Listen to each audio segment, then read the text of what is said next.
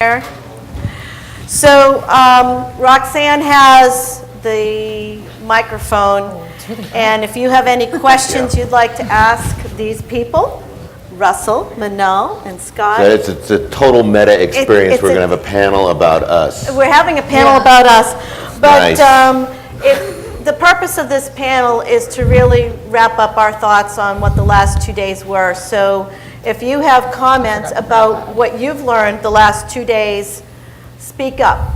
I'm going to start putting everybody on the hot seat, and because Scott always has to overachieve, he already has a slide prepared.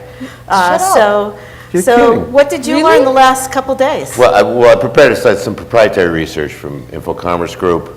Uh-huh. You know, we heard that stat in the keynote about how 80% of the data has been created, or 90% of the data that exists has been created in the last 2 years.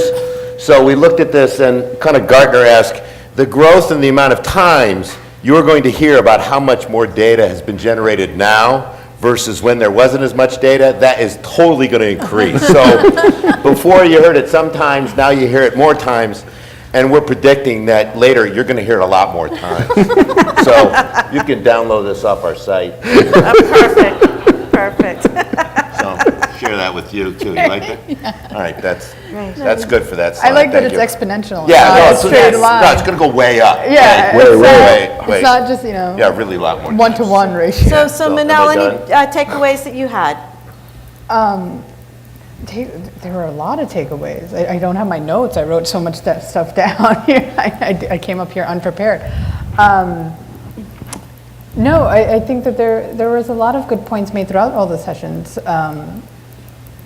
I particularly like the stuff about data cleaning and how much like human capital is needed. There's very few people that I'm noticing are able to really ensure quality without human resources, which I think is a critical thing that people think once something is automated, they can like start either firing people or paying them less, which often and that really is a powerful point, because one of the trends I thought I'd been seeing over the last years is this increasing push towards technology and automation, and you know, we can find ways to do this, we can squeeze humans out of the equation, and I'm really seeing, I think, this year in particular, a decided pushback in the other direction, where people are saying that the human ability to analyze and make decisions and piece things together really is adding a lot of value and maybe even integral to a lot of these products. And that's a fascinating and I think kind of rapid shift, because my distinct sense is people have been pushing in the opposite direction until very recently. Yeah, this temptation of crowdsourcing initially was we could just get a whole bunch of people to give us whatever we need. And I know in your session, both it was Matt and Jimmy Becker were talking about this idea of governance putting on top of it. Right. I mean, you can't crowdsource governance. That's mob rule is basically what it ends up being. So you need this layer of intelligence, this layer of expertise on top of it. Great way to get raw material. Yeah. But if you think you're going to take that raw material and license it straight to the end user, you're in for all kinds of trouble. And so I was encouraged too to hear about that discipline getting in the space. Right. Yeah. Another thing that I heard a lot across the different sessions, and it really was news to me, were the words speed and velocity.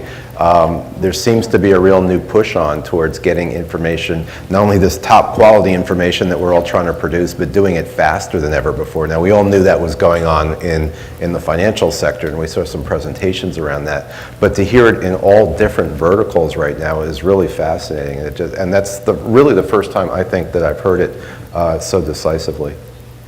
Anybody in the audience want to raise their hand and share what they've learned? Ed Keating, yes, the microphone.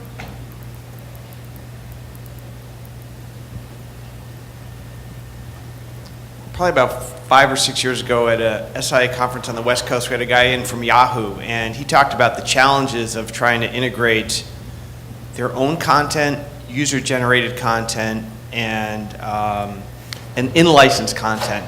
So here at this conference, to be hearing how well these data providers are integrating their customers' data into these really sophisticated solutions really speaks to me to an evolution of how we're really starting to better understand workflow.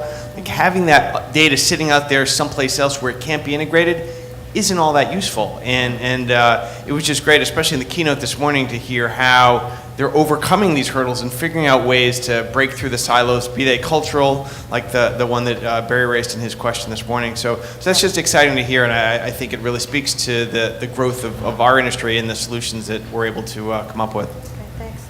Yeah, that's a great no, point. And, Yeah, I think it's critical. Any of the folks that we talk with, it's always, okay, so you've got this new data, what are you going to integrate it with? Well, we have a tool, they can access, that's fine, but if you don't integrate, you're going to disintegrate. You got to put that stuff together, and today it's so much easier. When I started on the business, nobody could even spell API, so this idea of being able to deliver this stuff a lot more seamlessly offers that opportunity, but you got to come up with how to fit those things together, so. Yeah, That's my view on and this. sort of related to Ed's point, the willingness I heard from the different presentations of companies to license their data to each other. Sometimes I will license it to you so you can give it away. Those were high hurdles till pretty recently, but I think it means that companies are now thinking very differently and more creatively about their data and what is safe to license and what really is the proprietary core and what's more commodity. And that's creating a lot more opportunity and allowing companies to create more powerful products because they can pull in from 3 or 4 or 5 different license sources, mix it with public domain data, maybe a proprietary layer. And that is creating a whole new class and breed of products out there, which is kind of fascinating. Any other comments from the audience? Up over here. Thanks. I'm Harry Alba at the American Law Institute. I have to say I've been coming to this conference off and on for 15 years. And I thought that the workshop was outstanding on the first day. Also want to commend Russell on, it's amazing, I guess, when Scott was talking about models of excellence and revisiting companies that had been scouted here before. It's amazing to see companies like LinkedIn and Zillow and Global Spec and so forth. So I always feel like professional sports teams have scouts who are always looking for talent. I think this conference is to the data industry what scouting is to pro sports. Awesome. So you're 5 years ahead of everybody else, so keep it up. Pretty cool. That's it. Yeah, I think we set a record, right? You said it with Scully, with Chris. I mean, just, you haven't graduated college yet, right? That just like, oh, man. Yep. Okay. It's awesome, really, just fantastic. I think a lesson learned, though, from especially the Excellence Revisited panel that you did, was companies' willingness to restart, where you have this idea, you're really committed because it's your idea, but being honest and having to turn 180 degrees or 90 degrees to really make it work in today's marketplace. And I think that's a really good story for all of us to internalize and with all of our companies. Mm-hmm. There was also a little bit of a trend I thought I saw, or commonality in companies like Stella and On Deck Capital, that they were willing to acknowledge that to do what they needed to do, there had to be an awful lot of manual processes behind the scenes. And that's something that people would have turned their noses up a few years ago, but people are saying, in order to accomplish this really big challenge, we've got to do some stuff that can't be totally automated and probably never will be, and that was kind of interesting to me. And that could become a really valuable point of difference. Yes. Yep. In ways that it used to be, you know, they did all of it, but you add that technology with the right kind of human capital, and you've got something that's going to be very difficult to replicate with just technology. Right. Because that's a temptation. That's great. Any other questions or comments? You also said about the emerging business models and the pay for performance. Yeah, that was one I trends. was bringing, I mean, I saw that at a couple places, so Mark's doing that, this idea of licensing data to help you make a decision. It's always, you know, the classic approach is, it's the data, you make that decision, you're accountable for that. We can't warranty a bad decision, but the idea of, all right, if we're gonna charge you $1, but you make a good decision, we might get $2. Kind of also brings up, well, if you make a bad decision, do I get 50 cents? But this whole concept, I think, is a really exciting approach, and puts data providers on the line of, okay, you're going to add value, well, show that value. Absolutely. Right. There's always been that notion in buying guides and things that you could, if you were affecting a transaction, perhaps ask for a piece of the action. But you're right, this is the first time we're saying that we're informing business decisions, we're informing specific actions you're going to take, and we would like to be rewarded on some Yeah, and that value. transactional piece gets a little problematic. Right. You're in the middle, I can meet these people anyway, that kind of thing. people try to end run around, but this idea that I'm literally driving your bit like an agency, right? So there's agencies built on pay for performance could bring a whole different kind of approach. So I thought that was. Okay, so this is the final wrap-up, and the final gratuitous question is, you've seen the trends moving into to this year. Any predictions as we move ahead to the next Data Content Conference? When is it? The next, well, that's a great question. At the Fontainebleau? At the Fontainebleau in Miami. So It'll you be- shouldn't be late, we'll be there. Yep, Lovely. it'll be in Miami. It'll be November 10, 11, and 12 next year, 2014. So it'll be nice to get down into the nice warmth of Miami in November, which will be fantastic. Well, we dodged the question pretty well. Oh, didn't well, we? all right, so I'll jump forward. So BDM, Big Data Management. That's what I Okay. think is going to be a big one. All right, So, you and heard no it pun here. intended, the idea that all this data is happening, there's got to be a way to code it. If you're dealing with big data and it's not integrated to your enterprise through MDM and other processes like that that are aligned to your strategy, then you're just messing around. And Okay. it's okay to mess around, especially when you're in marketing. That's what a lot of them do. But this idea of big data management, Russell stated last year, big data needs little data. And I think that's going to be. And we had medium data today, And too. medium And data, and medium little data's data. mastered it. But that idea, I think, is going to begin to blossom. And it's really a chance for MDM and those kind of disciplines to step up and start to get themselves in there, because it could go the other way. Yep. And Okay. so there's mine for the group. Well, mine may be more of a hope than a prediction. Okay. But I think I really like that panel, Data for Good. I was really impressed with Christopher Gray and what people are doing, and I think that segment is actually going to grow exponentially, particularly with nonprofits and this idea of social entrepreneurship. And I like what Christopher said about having a financially sustainable business model, that he was motivated, that it's mission-oriented with financial sustainability.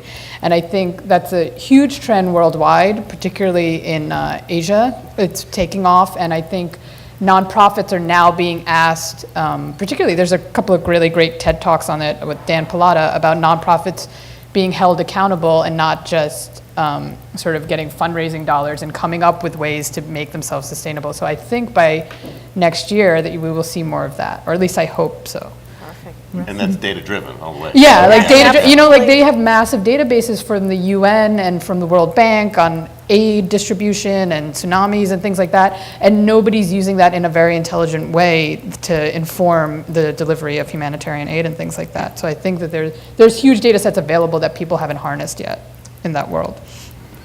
Yeah, one of the things I'm kind of sort of not sure what it means, but it's intriguing to me, is I'm wondering if we're going to see a more pronounced bifurcated market out there, where we've got on one end these ultra high priced, incredibly sophisticated, I got to know your sales down to the dollar kind of databases, where you've got this velocity issue and everything has to change in real time.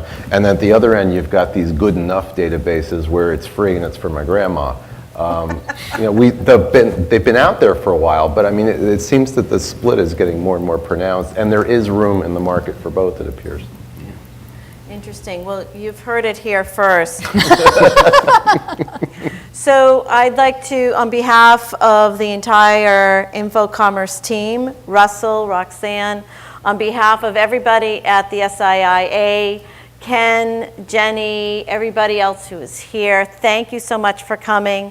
You'll see some upcoming conferences here, ABM's Executive Forum in Chicago, the SIPA Marketing Conference. If you are involved in marketing or your teams are involved in marketing and struggling with subscription marketing, that is a great, great conference for you to attend. It's in Vegas, so it's also going to be fun. And then our flagship conference, the Information Industry Summit, we've got some really, really great things planned there. And as I mentioned last night, and I'm sure everybody heard me at the restaurant, it is the same week as the Super Bowl in New York. And to encourage everybody to register early, we have a discount code at the front desk, and I encourage everybody to register early, get your travel plans early, and we have actually, I think, doubled or tripled our room blocks at affordable prices for everybody coming in from out of town, so you can get into New York and very cost effectively. I've already heard prices are skyrocketing for that week. So heads up on that, and we hope to see you at all of these conferences. And the one last thing in your inbox, Jenny has probably just hit send on a survey. Please send us your feedback on any and all aspects of the conference so we can make sure it addresses your needs for 2014. Thank you, everybody, and have a great day. Thank you, everyone. Thanks.